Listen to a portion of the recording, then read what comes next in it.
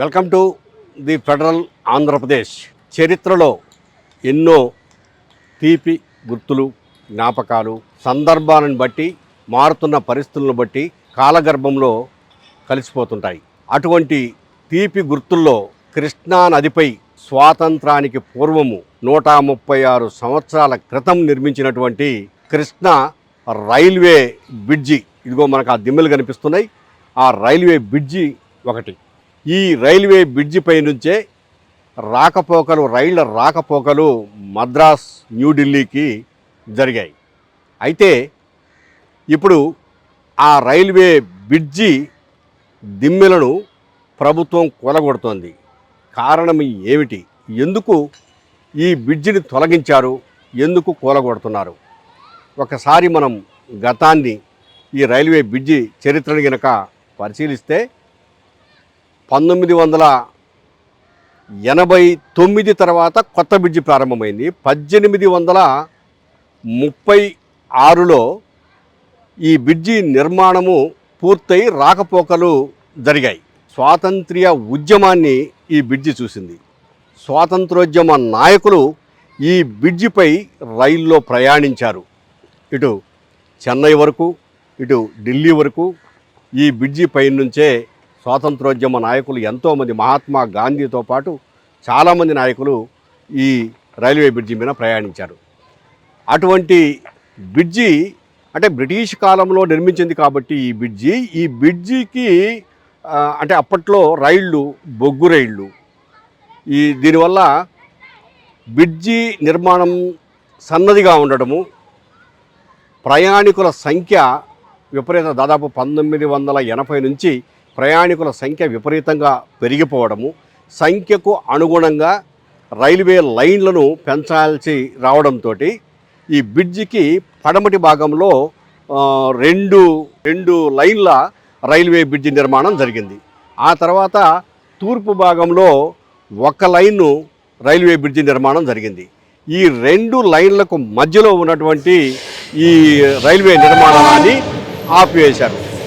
కారణం కేవలం చిన్న బ్రిడ్జి కావటము, రవాణా సౌకర్యాలకు తగిన విధంగా లేకపోవడం వల్లనే ఆపారు. అంతకుమించి వేరే కారణాలంటూ ఏమీ లేవు. ఈ బ్రిడ్జి దిమ్మెలను ఇప్పుడు పగలగొట్టాలని చూస్తుంటే ఇప్పుడున్నటువంటి కార్మికులకు సాధ్యం కావడం లేదు. అంటే అప్పుడు నిర్మించినటువంటి ఈ దిమ్మెలు, అప్పుడు తయారు చేసినటువంటి ఆ సున్నము లేదు, కోడిగుడ్డు సొన ఇలాంటి వాటితో తయారు చేసినటువంటి గానుగా తో తయారు చేసినటువంటి సిమెంట్ లాంటి కాంక్రీటు ఇప్పుడు కనీసం మిషన్లకు కూడా మల్లబడుతుందంటే ఎంత గొప్పగా అప్పట్లో నిర్మించారో మనం అర్థం చేసుకోవచ్చు. అయితే ఇది ఎందుకు తీసేస్తున్నారని చెప్పేసారంటే, ప్రస్తుతం దిమ్మెలు మధ్యలో, నదికి మధ్యలో ఉండటం, పైగా ఆ పక్కన ఈ పక్కన కూడా రైల్వే లైన్లు వెళ్ళిపోవడం వల్ల అటు దిమ్మెలు ఉండటం, ఈ దిమ్మెలు ఎక్కువ కావడం వల్ల నీటి ప్రవాహము వెనక్కి వెగదన్నే పరిస్థితులు వచ్చినాయి. దానివల్ల బ్రిడ్జికి ఏదన్నా ప్రమాదము సంభవించవచ్చేమో, ఎక్కువగా ప్రవాహం ముందుకు వెళ్ళకపోతే అని చెప్పేసి వీటిని తొలగిస్తున్నారు. ఒకటి, పైగా ఇంకొక ఆలోచన కూడా ఉంది. దిమ్మెలు ఇంత పెద్దవి లేకుండా కొంచెం సన్న దిమ్మెలతోటి మరో లైన్ కూడా చెన్నై వరకు పొడిగించే అవకాశాన్ని కూడా కేంద్ర ప్రభుత్వం పరిశీలిస్తోంది. అందువల్ల ఇంకొక లైన్ అంటూ వేయాల్సి వస్తే మరీ దూరం పోకుండా, అంటే జరిగితే తూర్పు ప్రాంతానికే జరిగి ఇంకొక కొత్త లైన్ వేయాలి. అలా కాకుండా ఇదే మార్గంలోనే మరొక లైన్ వేస్తే ఎలా ఉంటుందనే ఆలోచనలో కూడా కేంద్ర ప్రభుత్వం ఉంది. అందులో భాగంగానే ఈ దిమ్మెలు ఇవన్నీ కూడాను ప్రస్తుతానికి తొలగించాలనే నిర్ణయానికి వచ్చారు. ఏమైతేనేమి బ్రిటిష్ కాలంలో నిర్మించినటువంటి ఈ దిమ్మెలు, ఈ వంతెన, ఈ కృష్ణానది మీద ప్రయాణము అవన్నీ గుర్తు చేసుకుంటే ఒకసారి స్వాతంత్రోద్యమ కాలం నాటి నాయకులు ఇంకా కొంతమంది ఉన్నారు. వాళ్ళు చెప్తున్నది ఏంటంటే, ఈ బ్రిడ్జి మేమందరం ప్రయాణించినటువంటి బ్రిడ్జి చిన్నది కావచ్చు, కాకపోతే ఇప్పుడు విద్యుత్ లైన్లు రావడం వల్ల, అప్పట్లో బొగ్గుతో నడిచే వాటి వల్ల ఈ లైను వెడల్పు చేయాల్సిన అవసరం లేదు. కానీ ఇప్పుడు విద్యుత్ లైన్లు రావడం వల్ల వెడల్పు చేయాల్సినటువంటి అవసరం వచ్చింది.